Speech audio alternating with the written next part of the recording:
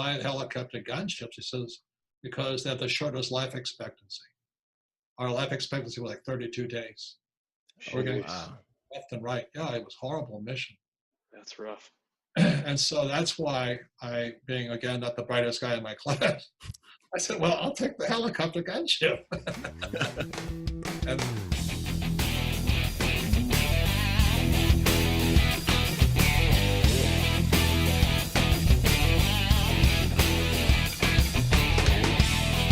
hey, what's going on, guys? Welcome to the Active Duty Passive Income Podcast. You are not going to believe who we have here today, but I'm super excited for it. The Robert Kiyosaki, prior Marine, awesome and amazing mentor to millions of people around the world. Robert, how are you doing? I'm doing great, and I'm honored to be talking to you guys. I would say Semper Fi, but you guys aren't Marines, so Well, Markian will be happy to hear that. Our CEO will be happy to hear that. Yeah. So. Yes, he will. Yeah, he's actually a Marine pilot as well, helo pilot, and we understand that you were a helo pilot as well. But just perfect segue. So, do you mind getting into a little bit about your background and your military career? Correct. I'm born in Hawaii. I'm fourth generation Japanese American, which means I don't speak Japanese.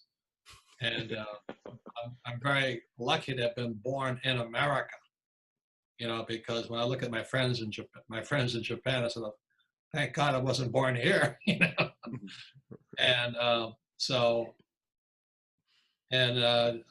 the Vietnam era guy, and I went to a military school. I got appointments to Naval Academy and Merchant Marine Academy. All right.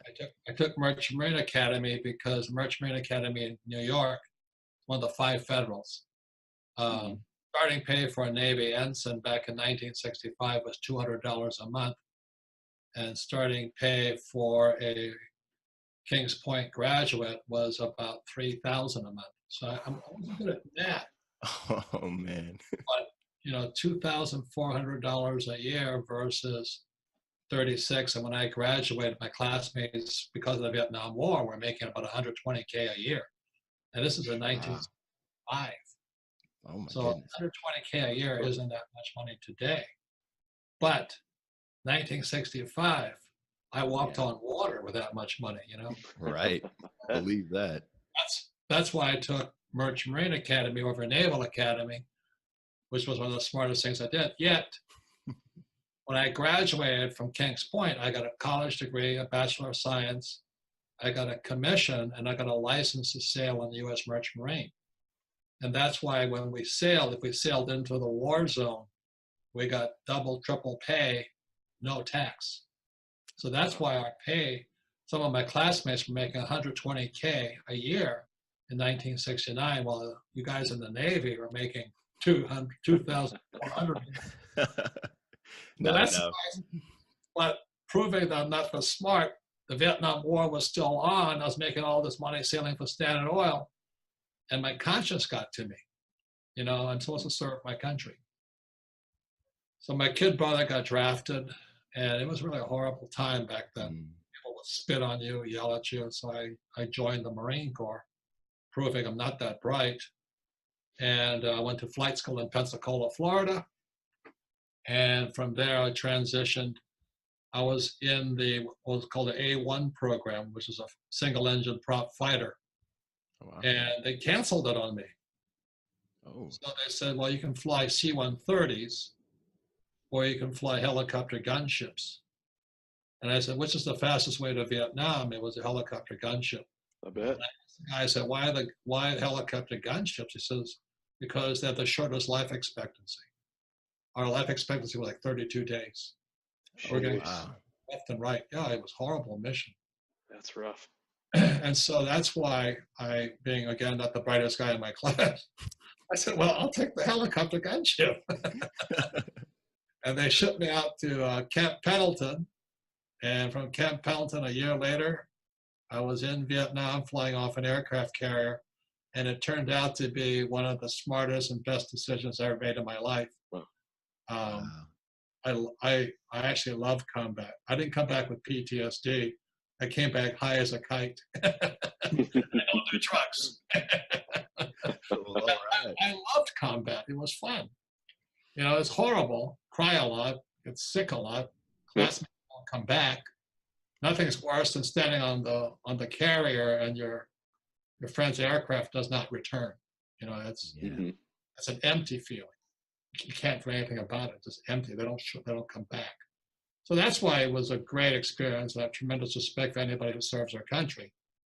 But the worst part was coming home to the States and getting spit on and yelled at and all that stuff we had to go through coming back. So, right. All in all, it was great character development. So I commend you guys for being in the service, because you know what it's like. It's really a great character building event. It is, yeah. And I'm sure it sets you up very well for later on in your careers and doing so well the way you are now. So, which kind of brings us to I think the next question there was like, how did you get started in real estate? How did that? So you went through Vietnam, you did all of that, and then eventually you got into real estate. So can you tell us a little bit about how that transition happened? Well, I came back in '72 back to the States, and I asked my rich dad. My poor dad said, "Go back to school, get my MBA," which I did. And my rich dad says, "Well, that won't make you rich." And he says, "Do real estate." And I said, "Why real estate?" He says, "Well, 2 reasons. Number one is you'll never need money again for the rest of your life if you do real estate, because it's about debt. So I buy all my property with debt. And the more debt you use, you don't pay any taxes. So it's about debt and taxes. It's not real estate. Plus, I get passive income. So today, my wife and I own about 6,900 rental units, plus commercial, plus hotels, plus golf courses. And I never have to work for, you know, my wife and I plan on passing that money on for generations. Absolutely. So it was about freedom, which is what I fought for. Unfortunately, when I went to the MBA program, it was a complete waste of time. You know, I got into a fight, as Marines do. I mean, imagine being a Marine into the University of Hawaii with a Marine uniform on, and these kids are spitting at you and yelling at you, and I'm sitting in this classroom, and there's draft dodging instructors in front of me. And he's teaching me accounting, and I asked him a question. I said, have you ever been an accountant? And he says, "Yes, I have an accounting degree. I have a master's in accounting." I said, "That wasn't my question." I said, "The question is," still a Marine, you know. Right. Have you ever been an accountant? I have a master's in accountancy. So that wasn't my question. And so for some reason I got an F. He wasn't. I wonder why. Yeah. Yeah, I mean, I have an attitude problem. I don't like listening to fake teachers. This guy wasn't an accountant. He taught accountancy. Yeah. And like me going to flight school, learning from a school teacher how to fly in combat. You know, you got to have a real teacher. Exactly. And the best thing I loved about Camp Pendleton was as I got better as a pilot, you know, as I went through Pensacola and all this, my last 6 months, my teachers had just come back from Vietnam. And because of those guys, I'm alive today. Because they say, what they taught you at Pensacola is bullshit.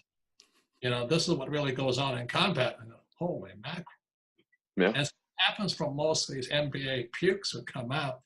They learn from theory. They don't learn from real entrepreneurs. That's a different type of accountancy from entrepreneurs to textbook accounting. Because all there is to capitalism is you make a lot of money and you don't want to pay any taxes. And you want to use debt. That's the game. That's the game. I couldn't teach in my MBA program. This guy had no idea what I was talking about. And he was teaching me accountancy. Terrible. So I got thrown out of his class. Yeah, well, you know, and here you are. Yes, they typically do. But hey, you know what? I mean, some Marines rise to the top, and you're definitely one of them. So that's impressive. And actually, perfect segue too to the next question. As you mentioned about taxes, right, and how to avoid them by leveraging debt. So, can you talk to us more about your cash flow quadrant? I mean, I know that the concept there has been displayed many times, but we'd love to hear it from the man who invented the concept. Yeah, it was really my rich dad. You know, the picture back here, that's my poor dad. He was a PhD from Stanford, University of Chicago, Northwestern. he was a candidate for lieutenant governor for the state of Hawaii. Oh, wow. But when I was a kid, I asked him the same question I ask people: what does school teach you about money? The answer is nothing, nothing. So I asked my dad. He was a great teacher, my poor dad. He says, "You got to find a new teacher." So when I was 9 years old, I went searching for a new teacher. It was my rich dad. And so the thing is not so much real estate, is how do you make a lot of money and pay no taxes? How do you use debt to make a lot of money and pay no taxes? That's really the game of capitalism. How to use other people's time, and other people's money to get rich. So the question is, on the cash flow quadrant, on the left side of the quadrant is E, stands for employee, and below it is S, stands for small business, self-employed, or specialist, like a doctor or a lawyer. They work for money. On the right side of the quadrant is big business, the B quadrant, 500 employees or more, and an I, which stands for investor, but not a stocks and bond passive investor. I'm talking about a professional investor. It's also called I stands for insider. So when you look at a real I quadrant investor, that's the guys you see on Shark Tank. That's Mark Cuban, those guys. Is they're entrepreneurs, but they now what they're manages their money to buy other people's companies. So when I was coming back from Vietnam, my poor dad wanted to become an employee, or my mom wanted to become a doctor. I mean, imagine that, you know. Mom, S stands for smart, and I'm stupid. I'm a Marine. She goes, and on the B and the I side is the capitalist side. And so on the B and I side, you have to know about debt, you have to know about taxes, and you have to know how to lead people. So the military teaches us the basics of how to lead people, how to work with people, how to get people to, give their lives to their country. Unfortunately, you can't do that in today's world. But it's still, the military was a military academy, great training. The trouble is, as a Marine and academy graduate, I came out a little too hard. And it's cost me a lot of money because I just can't put up with bullshit. Yeah. I don't know about you, when some little schmo is bullshitting me, I want to nail him. Yeah. I get it. I understand that. Yeah. I think we all do in some way, shape, or form. But I think it kind of also qualifies the people you work with, though, too. Because I mean, everyone wants to learn how to make money. Not everyone is willing to work for it, right? And in the right way. Yeah, most people don't have the guts. Exactly. They don't have what it takes. And that's why, like the Marine Corps say, looking for a few good men or women. There's a reason it's only a few, because 95% of the people can't do it. They don't have the guts. So all of you in the military know this: that basic training you go through and the bullshit you put up with is priceless. It prepares you for the bullshit you'll put up in the real world. And if you can do that, you have a chance. But if you're, a wimp, not going to make it. Not going to make it. Go work for the post office and collect your retirement. That's really the difference in people. So ES, B, and the I, the quadrant, they're 4 different people, 4 different mindsets, and 4 different types of strength. So on the B and the I side, you've really got to be a good leader. Not that I'm a good leader, but I'm always getting to becoming a better leader. That's the most important thing that the military teaches you, is how to lead and work with other people, get the job done. Mission driven. Mission driven. Amen. That's great. Honestly, great wisdom. So that's awesome. And I really think a lot of people are going to benefit from, everything you just said. And that drives home a lot of things. I mean, even in my own mind. Do you mind talking about some of the challenges you experienced when you started getting into real estate investing? Well, the first thing people say, I don't have money. Well, who does? I mean, unless daddy gave you the money. Right. But the thing I love about the academy and the Marine Corps is that you look at life as a challenge. So if you don't have money, well, that's an opportunity because you're going to get smarter, you're going to get stronger, you're going to get tougher. But I meet most of these, these people who should be dancing in some bar or something. If you let not having money stop you, I mean, you're not going to make it anyway. And it's the number one question: how do I get the money? Well, you go do something for it. Right. You go do something for it. So that's where that's the hardest thing is how do you get the money? And if you can't raise capital, get a job. All I do every day, like I leave here, I fly to Las Vegas, I'm going to raise more capital. I got to make more money. Not for me, but to keep the operations running. Right. And the average person coming out of the MBA program, they don't know how to make money. You've got to know how to make money. You got to know how to raise capital. You got to know how to take $1 and make $20 out of it. Mm-hmm. Those are basic skills on the B and the I side. The trouble with most of these liberals and Democrats, and I'm not Republican or Democrat, by the way. I have no problem if you're a liberal or EBGYT, whatever you guys are. But you better know how to make money with money. Mm-hmm. All these idiots do is they take my tax dollars and they spend it. And they create more debt. I don't want you to have my money. I want to keep my money. That's why I don't give it to you. That's why I pay taxes. Because most of these guys are idiots. They take our money and they make debt out of it. That's very fair. And it's not the right debt. It's not good debt. It's the very bad debt. It's going to kill this country. Yeah. Killing us.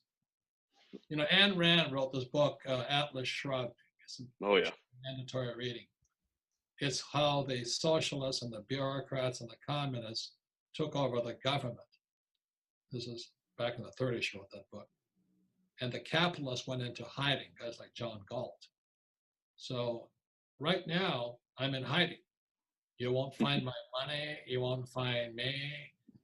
I don't want those bloody socialists and communists and fascists to take my money. So it's kind of my my mindset, should I say. Right. That's good to go. And John Galt built his team up. He brought his team of other capitalists with him and formed his own little team of stuff, which is an important part of all of what we do, is still building the team. So, I mean, we gotta focus on that part too. So, yeah. And the best thing about guys in the military is you went through the worst part already. It's called basic. That we the men from the boys or the girls from the whats. So most people don't have the guts to get through it. That's the problem. Very, very true. Very true. Do you mind giving us some insight about what it takes to build a real estate team, an effective team, right? And maybe some of the principles that you've learned over your time investing.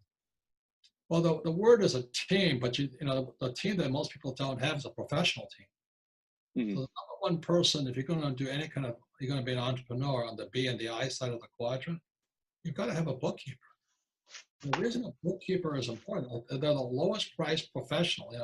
I think I was paying my bookkeeper like $300 a month. That was all. But without the bookkeeper, my records were not good. I'm really sloppy. I'm not very neat and tidy. So I had to have accurate records. Same. So the most important thing is you got to have your monthly bookkeeping records, and a professional bookkeeper should do it so it's set up properly. When you have that, your accountant can take it. Then your attorney can take it. Accountant, attorney, bookkeeper, banker. That's your core team there, because the banker has the money. Correct. Yeah. Bookkeeper, but without the bookkeeper, you don't have a good accountant, you don't have a good attorney, and then the banker won't talk to you. Mm-hmm. When somebody says, I can't raise money because you don't have a team. You haven't, a fellow, if I had fellow Marines, I'd be broke because they're not the brightest guys. That stuff. They're good in combat, but not in business. Right. So I had to have a very tough bookkeeper who kept me at bay, very tough accountant, very tough attorneys, very good bankers. It's a team sport, man. you know, and if you have that team, you can do what you like, but you have to do your part too. You have to be able to take your banker's money and pay it back, which most people don't. Right. So that's why I take real estate courses constantly. I take investment courses constantly. I take seminars constantly. I'm constantly studying. I don't ever stop. That education is a requirement. It's like a need to stay educated. So.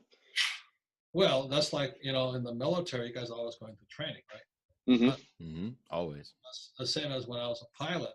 You know, we flew. Every time we flew, we had emergencies. We practiced the emergencies constantly. And I crashed 2 or 3 times every flight, just because when I did crash, I crashed 3 times in Vietnam. When the real thing happened, I'm alive today. The person doesn't know what it's like to go down with an aircraft. That's why they die. So I was very grateful. I had great instructors who taught me how to auto rotate, even though I had no aircraft left. Because of that, my crew came back alive, and that was my most primary job. Most important job is bring my crew back, and all my crew went over together, and we came back together. Went down 3 times together, and that's the difference. That's training. So when somebody says, yeah, I have a college degree, but it's not going to teach you how to fly a helicopter without an engine or your tail shot off. You know, your college degree ain't going to help you there, sweetheart. No. So it's kind of the Marine Corps attitude. That's why in the military we train constantly. If you don't want to train constantly as a real estate investor, you shouldn't be a real estate investor, because you're going to get your ass kicked. Very true. And it's constantly changing. Like everything in real estate is constantly changing. Like the taxes that just changed, that's changing. So we have to get ourselves trained up on that. We have to get ourselves trained on the areas we want to invest in. So. And every day you run into new problems. You know, every single day. There's no such thing. Oh, I bought this and I'm set for life. Never happens, Joe. You're absolutely right. And that's one of the reasons why we love talking about the challenges that, you know, most investors face. We always ask that question because life will throw you curveballs, but you got to be ready for it. Right. So a good question is, you got to have a bookkeeper. You have to have accurate records. Because, you know, people say, well, my husband does my books or my wife does my books. That's not professional. That's mom and pop. You know, if you're going into, you know, when I was going to Vietnam, I was a professional. You know, you want to fly on Sundays with your friends and all that. That's not me. The guy said, did you ever fly after Vietnam? I said, no. There was nobody to shoot at. Why would I fly? Wow.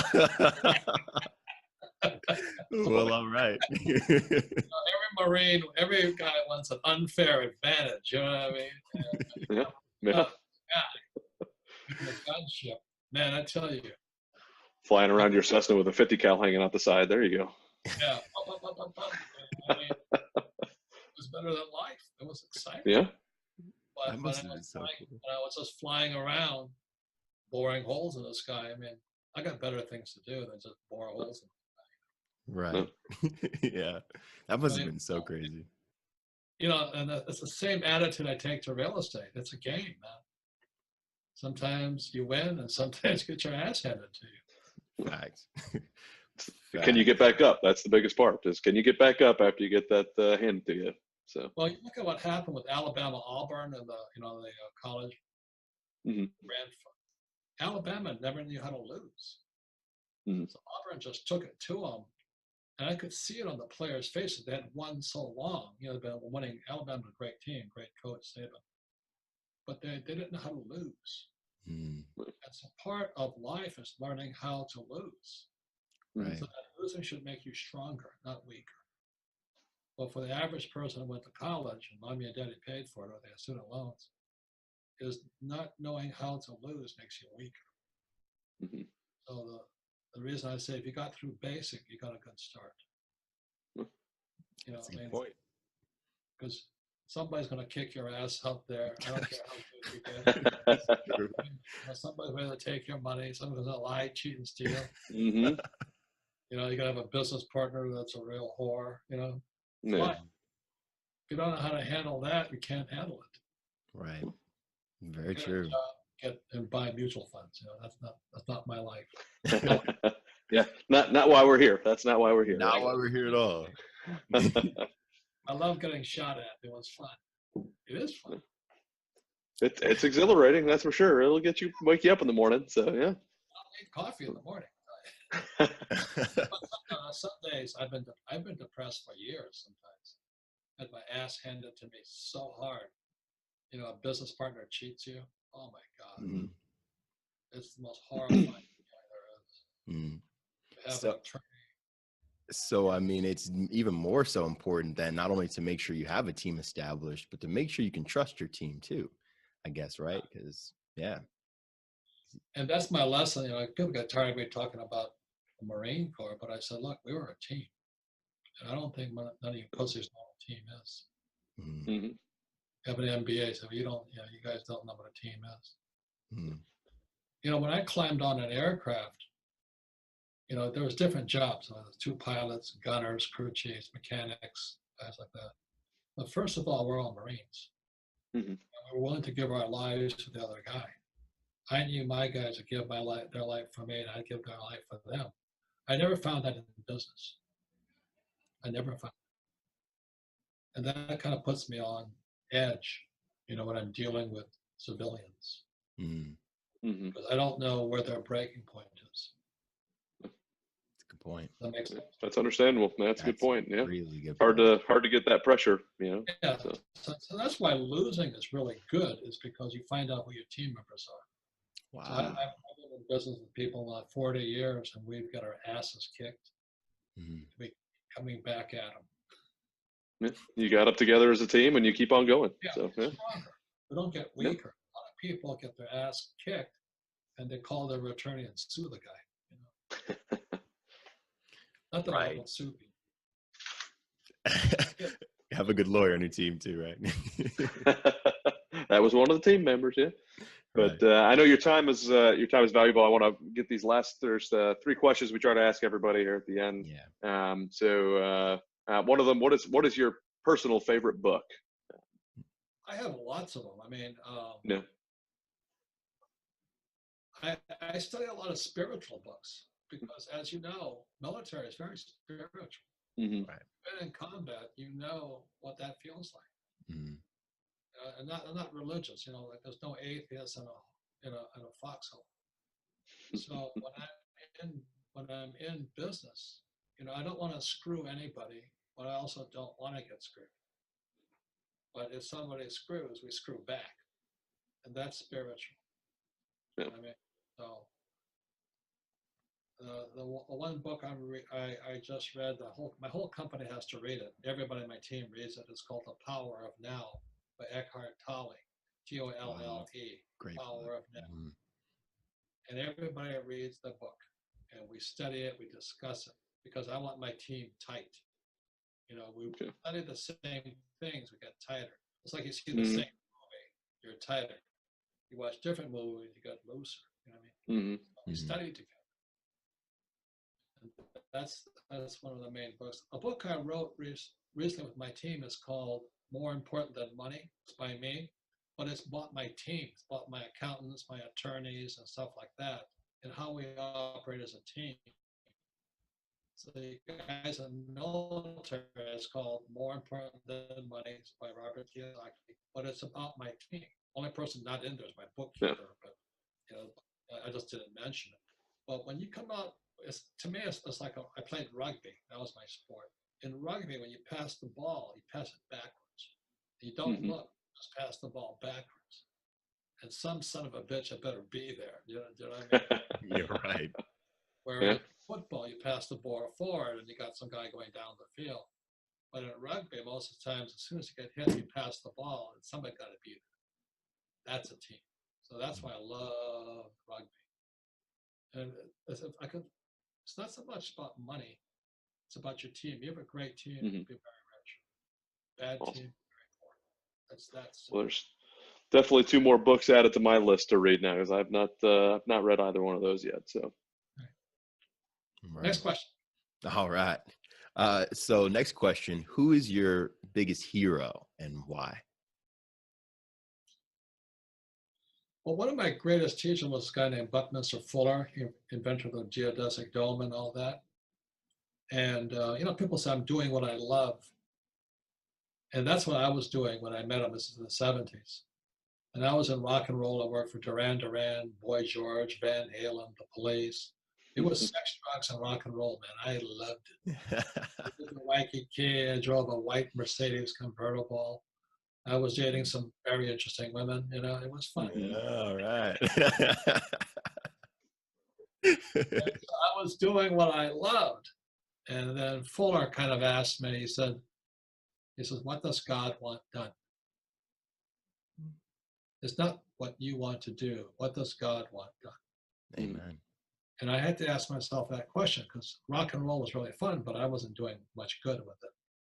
Mm-hmm. And it seemed to me that what we lacked in the world was financial education.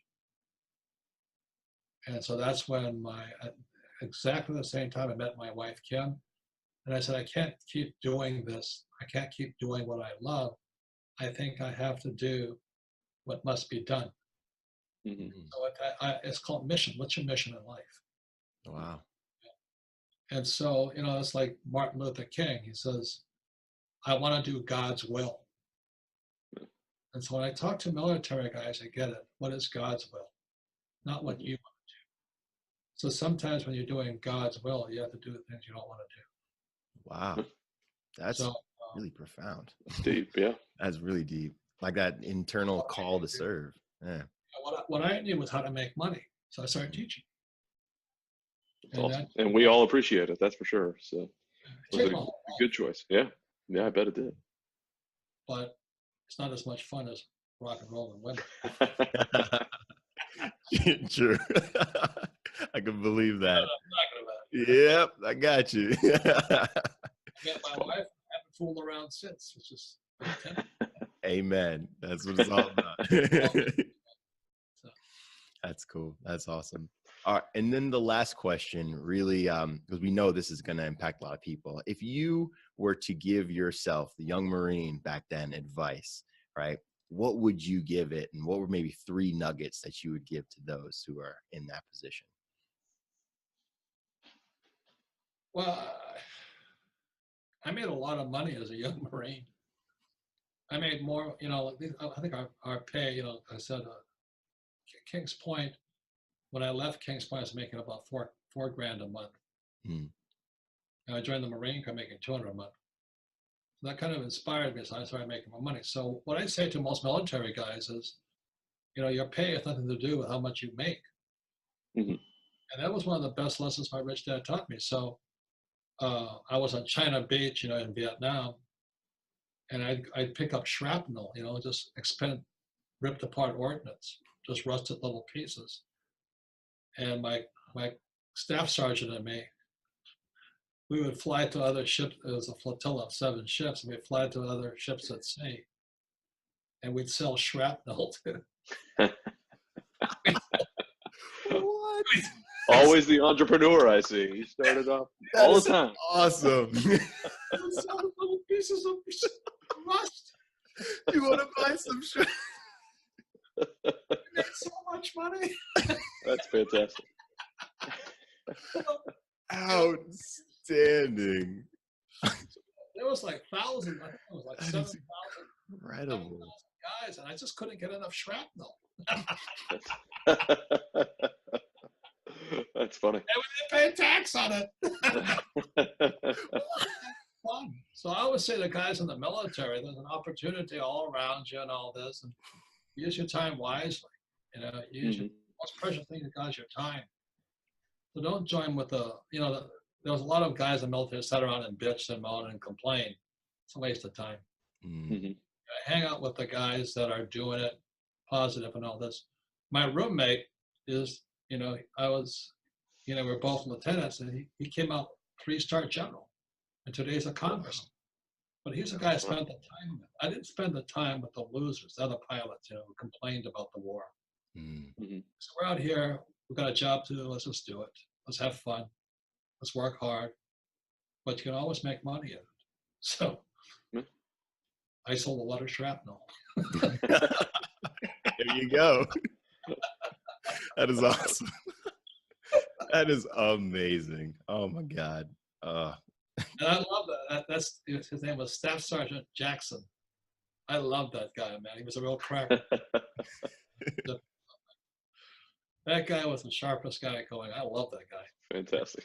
It was a band of brothers. You guys, and I think that's what I can say to you guys. It's a band of brothers, but choose your brothers wisely. Yeah.